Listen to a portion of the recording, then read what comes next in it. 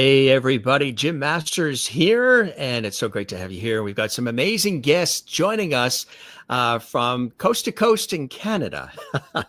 We're talking Vancouver and Halifax, and we're very excited to have some of the cast and crew of a very, very special feature film. Are we done now? We're going to talk all about it. We have the film's creator and director, Ben Immanuel, is here. Ben, welcome to the show. Thank you so much for having us, Jim. It's a real pleasure to have you here. And every once in a while, we may see a cat sort of make a guest appearance. Yes. That's Kiki, who will be joining us. Hopefully, Kiki is not union, because if Kiki meows, that'll cost us a fortune. We'll have to talk to her agent. Talk to the agent. That would be Jennifer, right? That's correct. Yeah. Jennifer Spence is here, a brilliant actress, multi-award winning actress as well. And she is in this feature film. And Jennifer and Ben happen to be happily married. Jennifer, you are actually working on a project right now in Halifax, right? Yeah, that's right. We're working on the third season of The Trades. That's fantastic. And that's, you have seen our fabulous guests on television and in movies, folks. So they will be familiar faces. Camille Sullivan is also joining us. And Camille, you are positioned in Vancouver as well? That's right. Yeah. That is fantastic. Well, it's good to have all of you here, and welcome. How did you all come together for this amazing feature film? And congratulations on it. Ben, I'll start with you. Well, all of us have been, busy members of the film and TV community and the theater community in some ways here in Vancouver for many years. And Jennifer and Camille are very busy, experienced actors. So we've worked together before. And as you mentioned, Jen and I are married. This film was originated at the beginning of COVID. We were filming we were doing Zooms, and the idea, somebody I had worked with before said, you should do something about the pandemic. Make something about the pandemic. And I didn't really know what to do. But as you had mentioned, Jim, during COVID, a lot of us kind of locked into new ways of doing our work and connecting and communicating. So to answer your question, without giving you the whole complete story of the film, I created parts specifically for some actors I was working with. I was teaching at my acting studio, which had to go online. And I created parts specifically for these young actors who were pretty new to the game, but had something really special to bring to the film. And I was able to augment the cast with these excellent seasoned veteran professional all-stars like Jennifer and Camille. So we've known each other for a long time, and I was so glad I was able to reach into that talent pool and get such, experienced actors to work with the younger, newer cast members. Jennifer, when you first heard about this feature film and the ideas that Ben was creating, what do you think about it, and being a part of it? How exciting that is, huh? Yeah, well, I was, I'm always a fan of what Ben does, not just as an artist and also as his wife, but even unbiasedly speaking, just a big fan of his work. Just is a really talented artist all around. So I was really proud of what he was doing amidst a time that was really tough on all of us, and choosing to as they say, take his broken heart and turn it into art, and doing that with students and empowering other people to be creative as well. So yeah, I was just super happy to be a part of it, how it turned out. And Camille, tell us about how you got involved and what it was like working on this project as well. It was great. Ben reached out to me with the idea for the character and the project, and I thought it sounded really interesting. And because it was taking place during the pandemic, I was very, very grateful to have something to do and something to work on with people I respected, and to try to make something beautiful and talk about ideas and still express myself creatively at a time when I really couldn't. So it was really a gift. So the idea of the feature film, I know this has been a labor of love. Tell us about, we have a trailer we're going to show as well, but tell us, what was the initial inspiration, Ben, for it, for you? Well, being confined to Zoom and teaching acting classes there, uh, I really had an intimate view into people's lives, and people were pretty lonely and pretty isolated. And in addition to working on our craft in the acting classes, people were telling stories and people were talking about their feelings. And there was a lot going on in the world then, as there obviously still is now, but it was pretty heightened and exacerbated, wasn't it? We had a lot of movements and debates were really kind of festering and exploding. And I can tell you one of the things that occurred. Now, this film, Are We Done Now? It's been described different ways. It's somebody described it as a COVID comedy. We don't see the film as really being about COVID. It's about the shared experiences that a lot of us were going through at that time and our different points of view. And my hope is it'll help kind of bridge some gaps between people and help people understand each other a bit more and have some empathy and be able to laugh at each other, but also to be able to not be as divided if we give people a chance to tell their stories, you know? So one of the things that on the not so funny side that happened is on one of our Zooms, we were Zooming the day, and this is sort of can be a very, obviously politically charged time. And we were doing a Zoom the day after George Floyd was killed. And there were 8 students in the class and myself. And when we started the Zoom for our class, these 7 white faces pop up and 1 black face. And that was Favor Onwuka, who plays the character Mercy. And if you saw the film, that's exactly what happens in the film. Favor and the other actors were really generous and really brave in sharing their stories. And we did fictionalized versions of them. So we told that story in the film about this character of Favor, played by Mercy, and her experience going through Black Lives Matter at such a difficult and intense time. And Natalie Farrow, she came into my class and she was talking about wanting to be a TikTok star, and she was really embarrassed about it. But, she told the truth that was one of her goals. And I had never looked at TikTok. I took a look at TikTok and I went, wow, she's really talented. And she wasn't just sort of whirling around doing a fashion show. She was doing these acting videos and really showing her chops. So I thought, I'm going to write something about this character. And that's where Camille came in, playing Natalie's mom. So Camille, you can tell us a bit about that relationship between the character of Lennon and the character of her mom, Jenny, who was a pretty acrimonious relationship to start. Yeah, I think Jenny's trying to do her best as her mom, but her method is tough love a lot of times. And I think she feels it because when she was younger, she had to fend for herself a lot and care for herself a lot. And that made her stronger, better, that her daughter needs some of the same kind of toughening up, and that the careers and dreams that she's pursuing are vacuous or won't amount to anything. So I think at the heart, it's love and it's caring, but it's coming out in this very aggressive way because I don't think Jenny has a model for speaking to people in another way. So when you were taking on that character, a lot of times people say they take elements of their own life experiences and they sort of weave them into the role they're playing. How much did you identify at all with the character, Camille, and the character together? Some, I did identify some definitely because the character had been a musician in the 90s. And, I remember the scene with Riot Girls and that kind of thing. And I researched it a little bit to make sure I was telling that story of sort of feminism at the time and what was going on with that as a backstory. And I am pretty plain spoken, and I do tend to speak first and think second. So some of that was very much me. And you, Jennifer, as well. Again, same thing as far as a little bit of yourself in the actual character? How relatable is that character to you from what your estimation is?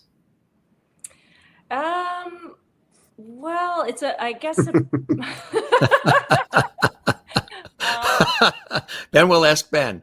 yeah, it's a good question. I mean, I guess there are certain elements that might be shared in terms of, maybe being a bit impatient if people try to tell me what to do, that kind of thing. I can be a bit stubborn. So, just thinking about the scene between Gabe, who plays Pamela, and myself when we're doing a long distance thing, which me and Ben are doing right now.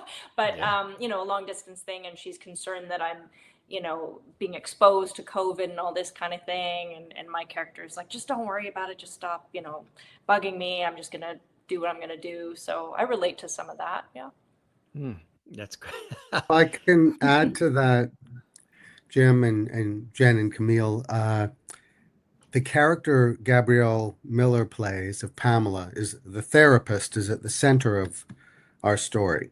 And everyone else sort of orbits around her, these characters doing online therapy. And when I was looking around to cast the part of who Gabrielle's a long distance partner would be, I was thinking of different guys. And it's inspired by, like, for me, making films everything is always really, really personal. And I make small personal films for and about the people in my life. And I hope that they register in some sort of universal way. But everything is based and inspired by things I feel like I really understand and I can communicate authentically in some ways. Sometimes I don't even know how close to the bone things are until later on. And I go, oh, yeah, that's where that came from. Mm-hmm. So when we were casting for Gabe's partner, we thought, well, it could be a woman too, like anything could happen here. And so I happened to have, one of the best actresses, or Jen, as you say, actors in the country, sitting on the couch. So let's sign her up. And a lot of that for me was inspired by Jen was working in England during COVID, working on a show called Traces. And that was hard, Jen was gone for 4 months the first time, and the second time was gone for a long time. But Jen was in England when COVID was really heavy. And I was worried about her. And because in England, they don't give a whatever about rules as much as they're going to sit down and they're going to have their drinks. They're going to get together and have some drinks and some crisps and tell some stories no matter what. And Jen was out with the cast and I was a bit concerned. So in a way, I'm kind of like that irritating, worried character that Gabe was playing. And to me, Jen was herself, just saying, I know how to take care of myself, right? Get off my back and everything's going to be fine. Stop worrying. So it is really autobiographical. And when we were chatting at the beginning and our cat jumped up on the desk here, in the film, Jen has a really intimate scene with Gabe, and our cat, the late great Mao, while we were filming, showed up in the scene. Wow. And just sort of took over the scene and, made a potentially funny scene, took it to a whole other level by just showing up. And that's one of the great things about making little films like this. You have so much control of such a small space that you can be really open to just things happening authentically and happening for real. When did you first have the idea, and when did you start rolling, and when did you complete it? I say this because it's so perfectly timed, the release of it. A therapist and her diverse young clients participate in a fictionalized documentary exploring the impact of global crises on mental health. And through the experience, they, along with the filmmaker, gain unexpected self-insight, leading to a profound understanding of their identities and roles in our transformed world. The timing of it, I don't think could be better, because these types of topics are in the news, are in the vernacular. We're talking about this and identifying with it now. And I think that this film has a lot of different roles that it'll be playing in the lives of people who watch and enjoy it. Well, from your lips to God ears, as they say, the question is the mainstream film going, independent film going world ready to go sit down and watch a film about that time? And so far, we found that at our world premiere at this great festival in Canada called the Available Light Film Festival, that was in February of this year. And that was the first time that we had shared the film with any audience. And it was a great big packed theater, and they loved it. And they laughed at all the right places and surprised us in some of the places. They laughed and they really felt the more, impactful, emotional stuff. And they stayed for a question and answer period. We had to kick them out of the theater. People really wanted to talk about the film, and they felt really sort of redeemed and seen. They saw themselves in the film. So that told us, yes, it is a good time for the film.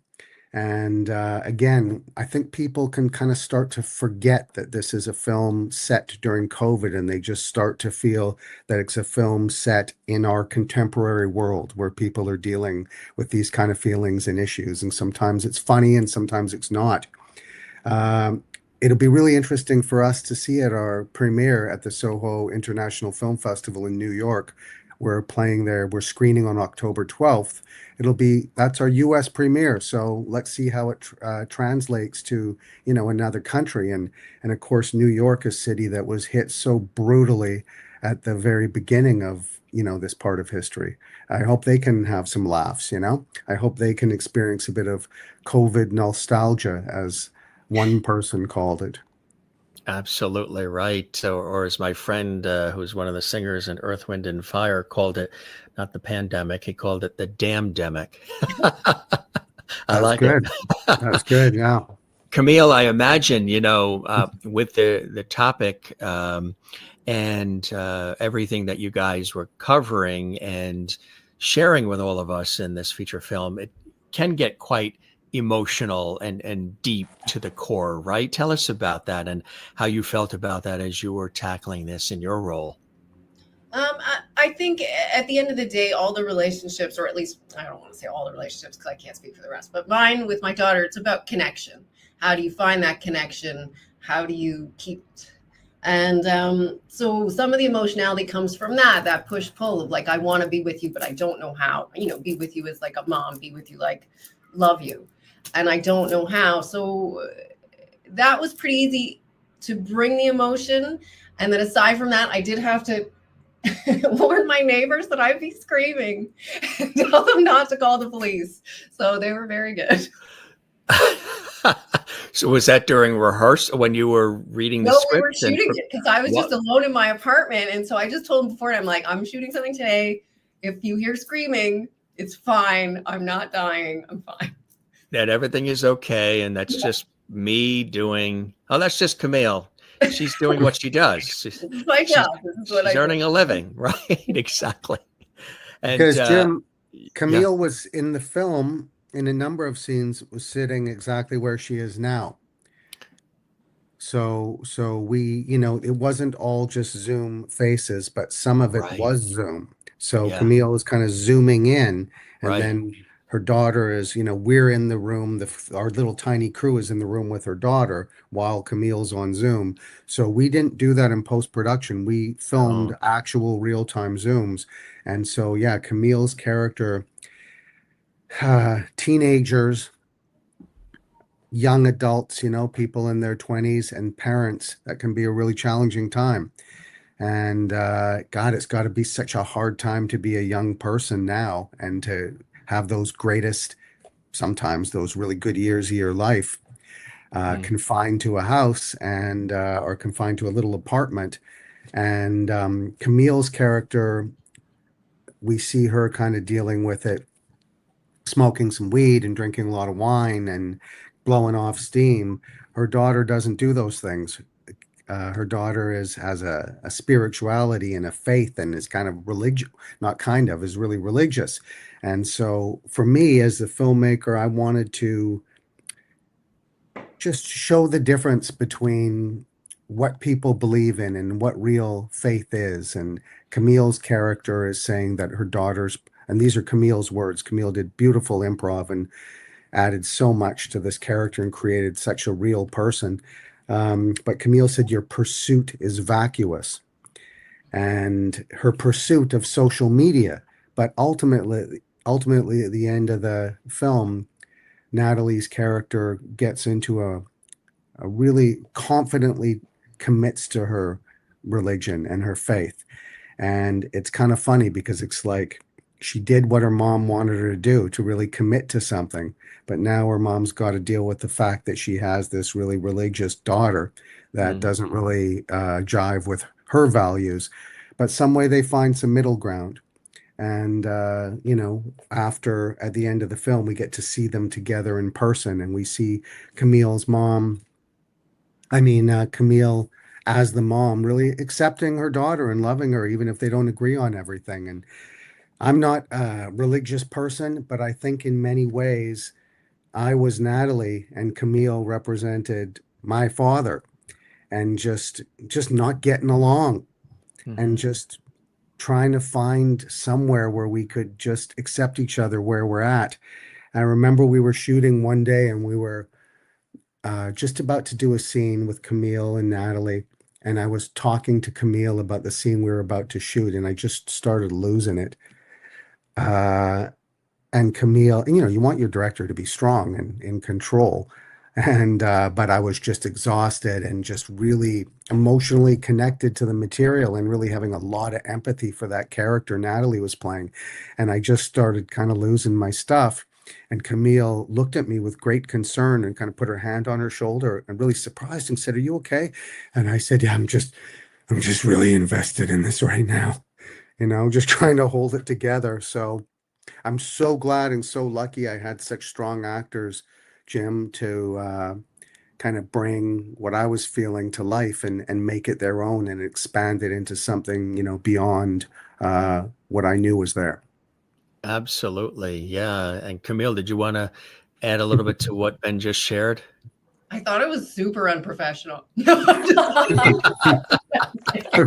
just This multi-award winning person, right? No, it was great. I will just say that. You know what we call it, Camille? What? That was levity. Levity. Comedy.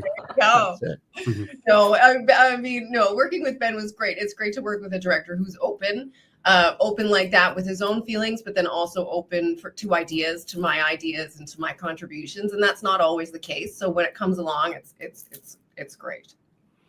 Anything you want to add to that, Jennifer, as you were soaking all of that in there? It was really beautiful that Ben shared that. No, I think that's, our friend said it really well about after he saw Ben's film for the first time. And he's actually the dad of the two little girls that are playing Favor's patients at the end. But anyway, he was saying after he saw the film that he could just really feel Ben's footprints all over the film. He just really felt Ben in the film, and I just think that was so beautifully said. It's you can feel Ben's heart all over the picture. Better or worse? In sickness and in health. What was it like? Now, we mentioned that it was done during that crazy period we've all gotten through, fortunately, pandemic. An unusual way. A lot of people had to sort of makeshift and rearrange the way they were shooting things and filming because a lot of studios were closed and there was all these precautions and people were not getting together and what have you. What was it like sort of streamlining the way that this was being done and shot and the use of, Zoom technology, things of that nature, to be able to pull this off during that time, Ben? Well, of course we had to exercise caution, but we started filming the first part of this film before COVID tests were even available. you had to really go looking for them. So everybody on the crew was wearing masks, and we were filming one character at a time quite often. Nobody got COVID during the shoot. Nobody in our cast or crew got COVID. We had some scares. Sometimes things work out in making an independent film of this nature with such a small crew. I'd say the most there ever were was maybe eight of us, including, me and the cast and the crew. You can do a lot now with, the technology is sort of made to accomplish a lot without taking up six trucks and 100-person crew. That's why I make these kind of little films, because I can. You can get together enough money and enough resources and enough good people. So these kind of films are kind of made for COVID, right? To do little things like this where you don't have a huge footprint. On the other hand, like Jen was shooting in England with a full crew in the middle of really pretty serious COVID. And I'm curious, like, what was that like, Jen, compared to our film? Yeah, I mean, we tested, I guess, every other day. It was all a pretty highly coordinated way of testing cast and crew. And over there, we just had to spit into a test tube. We didn't have to do the invasive nasal thing where it goes into your brain or anything. So it was nice. You just had to spit. And yeah, we had a couple of scares, but otherwise no one miraculously got it. So. That's fantastic. I want to let the audience know that Ben has amassed over 100 film and television acting credits, lead roles as well in feature films. He's a brilliant writer, director, and producer. Lots of nominations, lots of awards, lots of accolades. Do you have a preference? Do you love being in front of the camera as the actor, or are you really enjoying the directing and the producing and the writing, Ben? Well, myself and Camille and Jen, we've all been at this for a while, and we've had a lot of different experiences. And I think sometimes when we're younger, we just want to do everything at the highest level possible. You just want to work, and you just want to be seen, and you want to make, those connections and make the money, and you want your career seems like something that, you want it to register on a world scale. You want to work with the best people and get the most visibility. And you want to be, most of us, want some sort of fame in addition to doing good work and loving what we do. We want to, have an impact. I think for me, as the years go by, you start figuring out what really matters to you the most, and being very grateful for the opportunities to make the kind of work that really matters to me. There's so many different audiences now with streamers and an endless amount of films and TV and podcasts and web series. You can't be everywhere at once. So I've arrived at a point where I focus on doing what I love to do and what feels authentic to me. And that can be acting if I'm working with certain people on a certain kind of show or a movie. That can certainly be directing when I do my own films. I don't direct other stuff. I have directed TV in the past, but I like making my own films and sort of, being the leader of my own little team. That's what I really get off on these days. But I'm open to working with other people, and sometimes you do a job because it's a job, and everybody's got to make a living, and it's cool to work with different people in different genres. But for me, being on set with people like Jen and Camille, and amidst all that chaos, there's just a moment when everything's set, when the camera's set, the crew's set, everything's quiet, everybody's ready to go. And that moment is kind of heaven for me. That moment where everything, the chaos stops, and you get to take a little breath, and then we get to go and see what happens. I love that moment. In some ways, I live for that moment of clarity. How did you first get started in the industry? What was the first entree in, and what would you consider one of those big moments that was crucial, that sort of accelerated the career for you, Ben? Well, I think most of us actors, we can usually go back to some sort of childhood moment, childhood story about something. I have lots of answers to this question, Jim, depending on kind of where I'm at. Sometimes it's a more personal, emotional kind of answer, and sometimes it's a more fun answer. And I think today I'm going to give you the fun one. Excuse me. I was playing Baby Bear in the Goldilocks and the Three Bears in the first grade. And our teacher, Mrs. Hooper, had directed the show. And when it was time for me to eat the porridge in front of the whole school, I was wearing my grandmother's old fur coat. So everybody knew I was a bear. And I was very, very small. So I was well cast. And when I tasted the porridge, I decided to kind of improv that it made me throw up. And the kids just went berserk. Everyone was just laughing and stamping their feet and cheering. And then after the show, Mrs. Hooper said, "Why did you do that? And don't ever do that again." Because we were doing another show that day. It was a 2-show day. And so then I said, okay. I was a pretty timid kid. And then, of course, in the second show, when it was time to eat the porridge, I did the barfing again, and the kids went crazy again. And that kind of set me up for trusting my instincts and not just going for the laugh, but going for impact, trying to have some sort of impact. And look what a kid can do with an empty bowl. There wasn't even any porridge in the bowl. You can do a lot with nothing. You don't need a franchise and 200 people on the crew, and you don't need to jump out of helicopters to rock an audience. You can do a lot with your imagination and by tapping into the truth. So I guess that's kind of one of the ways it started for me. Your very first spit take. That's right. That's right. Literally. Boy, Yeah. Mrs. Hooper. I wonder if the kids thought that she was married to Mr. Hooper from Sesame Street. Hey, they would have made a good couple. They were both very kind, loving, present people. Absolutely.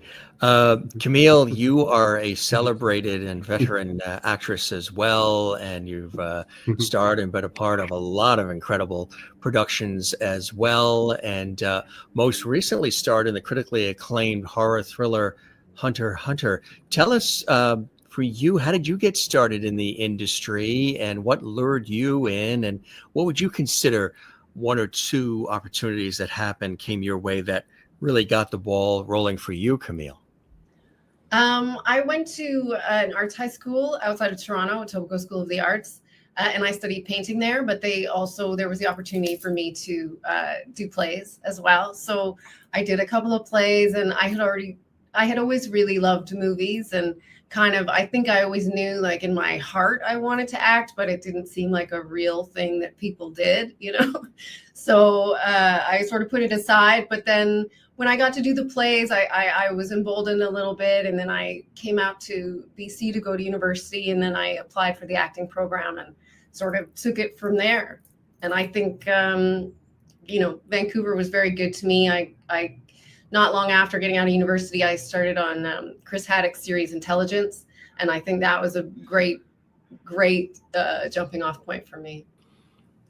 It is a great one. Yeah, absolutely. So you've had some amazing opportunities that have come your way as well, and have seized the moment, which I think is fantastic. And Jennifer, you too, prolific and really, really good at what you do. Multiple awards in the industry, known for Traces and Travelers on Netflix, people recall, and of course BBC, UK TV, Traces. And you were born in Toronto. Tell us what sort of spurred the interest for you to want to go into this industry as well, and what would be something that was a big break, as they say. It's really funny because I've interviewed people who've done this for like 65 years, actors and actresses in Hollywood, and I'll ask that question of, what was the moment that was that moment? And they're like, when did the big break happen? And I mean, they have Academy Awards and everything else, and they'll say, I'm still waiting for that big break, Jim.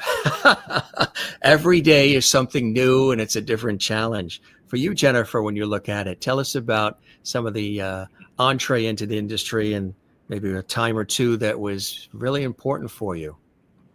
Yeah, well, I have similar to Camille and Ben some similarities there.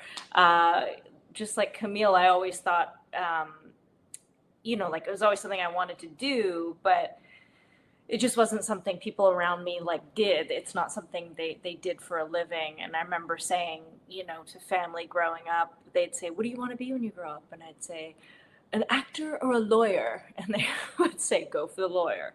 Yeah, I went to an arts and crafts camp, and we did like a skit from Annie. I think that's what started it officially.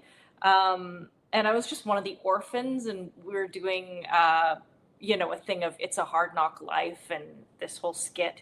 And so I was scrubbing the floor with this rag, and I just remember thinking, oh, I should turn over the rag because that's what you would do in real life. And then my grandma, bless her, who came to this skit was just like, you were the only one that turned over the rag.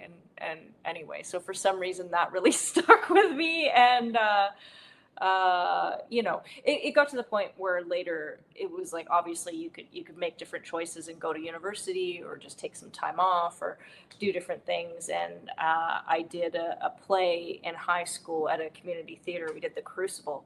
And it was then that I just sort of decided, this is what I need to do. I don't really feel like I have a choice in the matter, and just got to figure it out to be able to do this. And then I guess in terms of my first real shot at something where I, had more than a line and I could really be around for a while and learn from other actors, I guess that was probably a show called Stargate Universe, with Robert Carlyle as the lead and Louis Ferreira, and, veteran world-class actors, getting to learn from them. And like I say, just being able to cut my teeth in a more consistent way than, just the odd thing here and there, which is what had been prior to that. So I was grateful to be able to learn in a concentrated amount of time. So basically for you, it's a rags to riches story.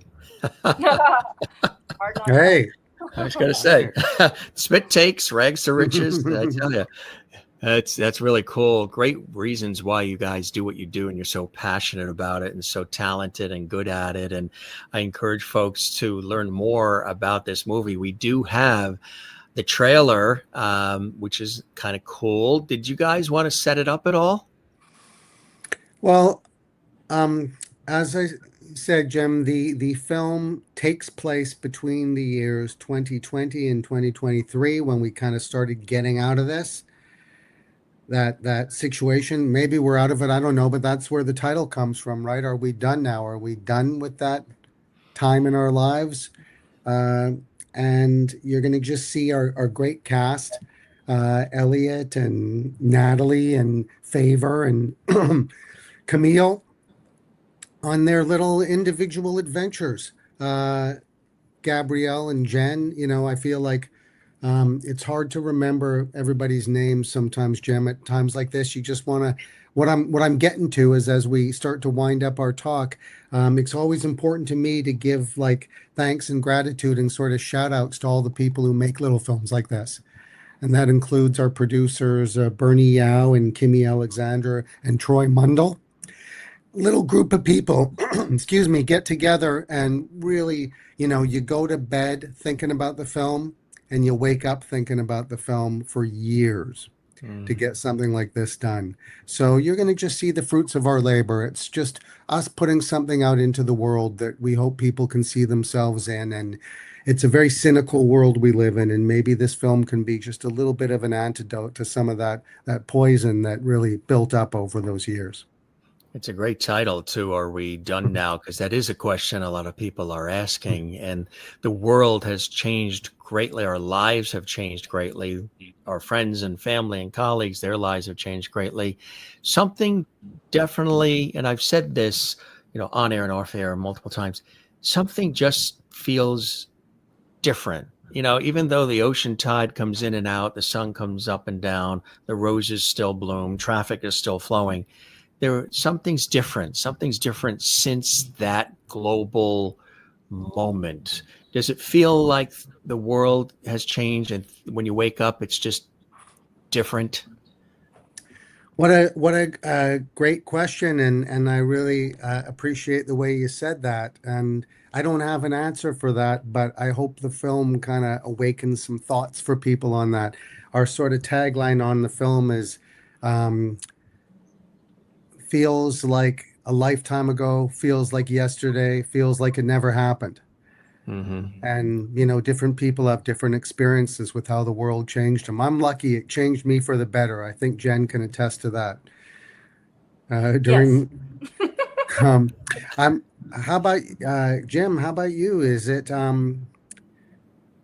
in the work you do and in your life, did you find that COVID helped you with your podcast and helped you to connect with people on a deeper level?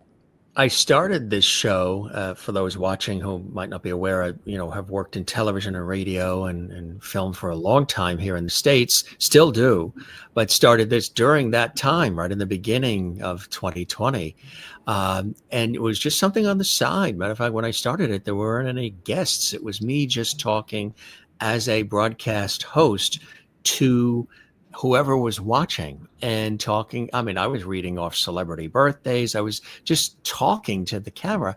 And then people I had interviewed on television and what have you over the years liked the warm feeling and the casual nature of it and conversational style that they wanted to come on as a guest to chat. And then it just sort of blossomed from there. So this is a result of that time. And I guess for me, being sort of an empathetic kind of guy, always, I'm a Libra, birthday's coming up in a couple of weeks in September. So we loathe injustice. I'm about, balance, the sign of the justice scales, balance, harmony, all of that, which is sometimes the opposite of the way the world seems to spin, harmonious and balanced. But then people will say, well, we need people like Libras. We need people like you because you help keep everything calm and keep things sort of balanced. And so I would say that I almost wish that we had come together a little bit more than maybe we did. Now, I don't know if that's a thing unique to here in the good old USA, because we have a lot going on here as the world sees and watches. But I was I'm one of those, when times are tough, we all roll up our sleeves and we're in that boat. And if that boat is sinking, we don't argue and fight over the life rafts. We grab buckets and we sort of bail the water out of the boat so we can all float together and make it to shore. And I wouldn't say I saw as much of that coming together as I had hoped we would, especially when it was something that affected really all of us and our families and our friends and our neighbors and our workplaces. I'm somebody like when there's a fire, we all grab buckets of water and go put it out. It's not fighting over, well, I don't like that person, so I'm not going to bring water over, or they didn't do this for me, and some of that nonsense that goes on in life, in humanity. So I would say that maybe I was hoping people would be a little bit more cognizant of that. I mean, I don't know about there in Canada, but I know here, since everything opened back up, traffic and the way people are driving is unreal. It's as if people have been let out of cages. The amount of accidents and road rage and tailgating and cutting each other off. And all you have to do is go on the internet and see the wacky videos of what people are doing. I mean, and I'm like, what the heck? Why? I don't understand that. We were all in this together. We all got touched by it. And I would think, maybe the way I was raised or the way I operate, that would bring us more together. We would be more surviving things like that and some other major things that have gone on in the world globally. We would think that people would be a little bit more congenial. Maybe it's rose-colored glasses, maybe it's Pollyanna, but I think there's nothing wrong with some of that every once in a while too. Jim, You got to balance out the raw. You're talking about the film. Yes, talking I about the know. film. That's I why they know. made the film. It's just a very Yep. a microcosm of everything you're talking about. You got to come get your friends to come check us out in New York on Soho, October yeah. the 12th, because you just everything you said, we all agree, and that's what the film's about. I couldn't have said it better myself. Here's the trailer, folks. Are we done now? Oh, I was going to say too, you know how we always reference, we use COVID and the pandemic as a reference point, whether it was before COVID or it was after COVID. So I tell people it used to be that BC was before Christ, but now it's before COVID. Mhm. Mhm. Yes, sir. And here is the trailer, folks. Are we done now? My name is Pamela Givers. I'm a therapist. I'm just sick of men, and at the end of the day, gay men are still men. I have homework for you. Some of your clients have also agreed to be interviewed for this documentary. Can you tell me a bit about them? No. I'm not really sure I have anything interesting to say about what's happening in the world. I think it's more about what's happening in your world. In my world? Gen Z and millennials have the highest levels of clinically significant anxiety. Jesus, you are strapped in tight. Mom, don't tell me to look at porn. You better actively be looking for a new place to live. Dude, I am. And I hope you meant it when you said you wouldn't smoke weed in the apartment anymore. I do mean it, bro. The fear that they are experiencing, I don't even know when I'm willing to be able to buy clothes or shoes or decent shampoo again. we all need to be really concerned about. You are not special. Wake up, Lennon. When we feel unsafe, our brain releases stress hormones like adrenaline. I'm sorry, can we pause for a second?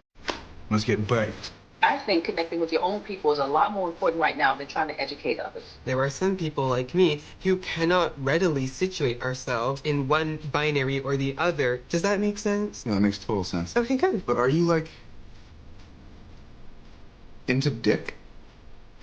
I find a lot of self-care practices incredibly helpful. Forgiveness is difficult. How do you forgive? Forgive yourself. You always gotta pull this shit right before I have to go somewhere. Forgive others. Since when am I obligated to respond to you? Again. And again. And again. I think people are going to be really interested in hearing the stories that you have to tell. I guess I just always thought of film as, primarily visual medium, but I'm sure you know what you're doing.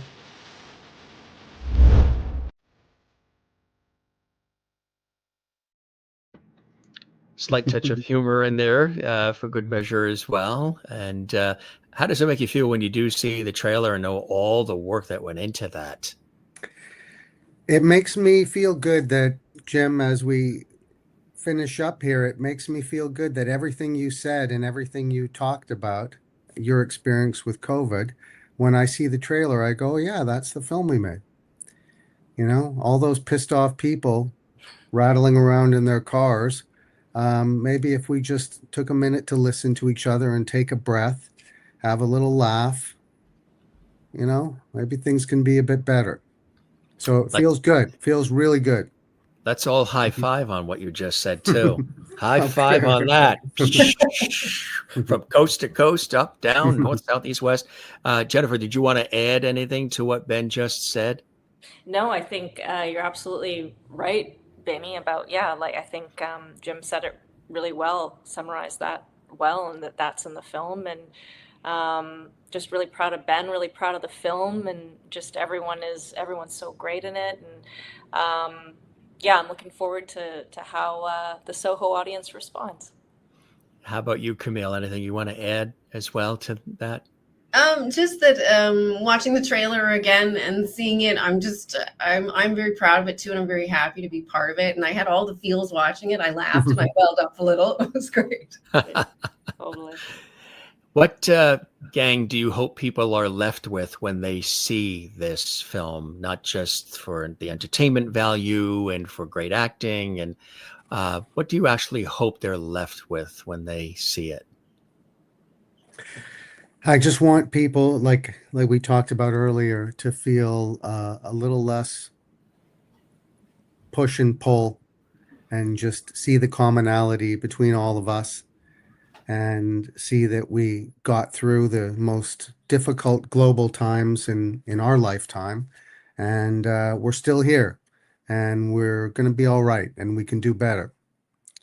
That's my greatest hope. If not that, I hope they can just laugh at themselves or laugh at their neighbors, or just any way that people can relate to the film and see themselves or other people in it in an entertaining, enlightening way. I'm all for that. How about you, Camille? Yeah, I hope that people get out of it that connection is more important than our differences, and that it's always possible. That's it. That's so true. How about you, Jennifer? Yeah, I feel like when we screen the film in Vancouver, that is often what people walked away with, and I think more than anything, people were just really moved to see themselves reflected, and just hearing people say things like, these were some stories I really needed to see, because maybe some people felt like they hadn't seen those stories before, even though they are ultimately universal, but specific too. Well said, gang. Well said. Before we go, any other projects that each of you are excited about that you're working on, and things that are coming up that people can keep their eye on? Yes, I'm in a movie called Shelby Oaks, coming out October 24th in a theater near you. So fantastic. And Jennifer, you're up there on a project in Halifax now. Yeah, so we're shooting the third season of a show called The Trades, which is a Canadian hoser comedy. Camille's no stranger to Canadian hoser comedies herself, doing Letterkenny and all that, or Shoresy. Same creator as Letterkenny. Yeah. But yeah, so really happy about that. It'll be on Crave, I guess probably sometime in the spring, but the first 2 seasons are on Crave now, The Trades. And Ben, how about you? Well, I'm going to be doing as much promotion with our little team as I can for Soho and trying to fill up that theater. And we're also doing the VOD release, video on demand, in Canada. So we're going to be spreading the word about that so people can see the film here in our home country. That's my focus right now. I got to take this film as far as we can right now. So we're going to do our best. That's fantastic. And we've been showing this as well. For more information, then go to that address right there, right? And that's fantastic. And that's, is that your actual acting studio as well, Ben? That's a studio I started in about 22 years ago. And it's kind of my heart and soul, and it's where this project originated from collaborating with students and coming together during COVID. So that's absolutely, essential to this whole story, that place. Absolutely. Well, gang, this really was a treat to have you on the show. I know you're very busy, got a lot going on, and Jen is filming and so much happening, but a real treat getting a chance to meet all of you, learn more about you guys individually and as a team. And best to all of the rest of the cast and crew, because it does take a village. And as I say to all the guests, we keep the porch light on for them. So you are welcome back here at the Jim Master Show anytime you want to just chat, or you have something exciting you want to tell us about. And I hope you enjoyed the time with me as much as I have with you. Jen, I'll start with you. Sorry, what was the question again? More of a statement than a question. Just I said, I hope you enjoyed the time with me as much as I have with you. I was going to thank you for having us. So yes, thank you so much. You were just so taken by my question and my low voice that you were in a trance. That happens often to people. When I answer the phone, people pause sometimes and they're like, is this a recording or is this you live, Jim? Oh, that's so funny. And how about you, Camille? Truly, it was a pleasure having you, and I hope you'll join us again. I hope you enjoyed the time with me as much as I have with you today. Yes, I did very much. I also enjoyed your soothing voice very much. Why, thank you. And Ben, sir, the master artist that you are, thanks for the time as well. I truly hope you enjoy the time with me as much as I have with you as well, Ben. Absolutely, and congratulations on your success. You had told us you've done, well over 1,000 episodes. So keep up the good work, and we'll keep an eye on you. Absolutely. Spread the word. I shall do the same about you guys. And again, it really does take a village, and a real pleasure to have all of you here. Be well. Congratulations. And again, check out this website, everybody, to learn more about the film coming to New York. And again, give us the dates for New York and for Canada. We release on video on demand in Canada on September 30th across this great land of ours. And New York City, Soho International Film Festival, October 12th. We're screening we have a nice sweet spot on a Sunday afternoon at 4 p.m. So Perfect. We hope people can make their plans to come see the film and then go out and get a slice of that pizza you were talking about. That sounds really good. A nice bagel or right, exactly. You guys are the best.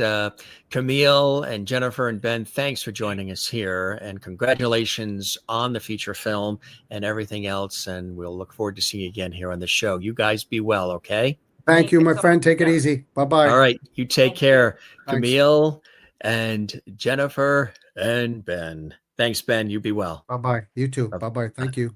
You're welcome. All right. That is some of the cast and crew and creators of that amazing feature film that we've been talking about. And we'll be able to check it out in Canada, our great friends in Canada. We love Canada to the north. And of course, in New York and Soho. And there you go. Are we done now? A very poignant question. And a really, really good conversation we had here with all three. And great people, very, very talented. Great storytellers sharing their lives and their heart and soul with us here on the Jim Masters Show. We hope you enjoyed it, gang. If you did, here's a little homework for you. It's very easy breezy. We would love it if you give this episode a thumbs up like on the YouTube channel, and also share this as well on your social media, the link from the YouTube channel. Subscribe to our YouTube channel, which is Jim Masters TV, where you can see all the great episodes, guests from Hollywood and Broadway, television, film, music, stage, culinary arts, sports, everything, all of life. And also drop a comment below. We would love that. We love your interactivity with us here at the Jim Masters Show. It's always a pleasure to hear from all of you, and we love having you here. As we always say, don't forget to love one another and take care of one another, and don't forget to do the very same for yourself. It's important to do that. This is your host, Jim Masters, thanking you for your time this time till next time. We love you all. Come see us again right here on the Jim Masters Show. Many more celebrity guests and friends coming up for you right here on JMS. Be well, everybody. Thanks for watching, and cheers.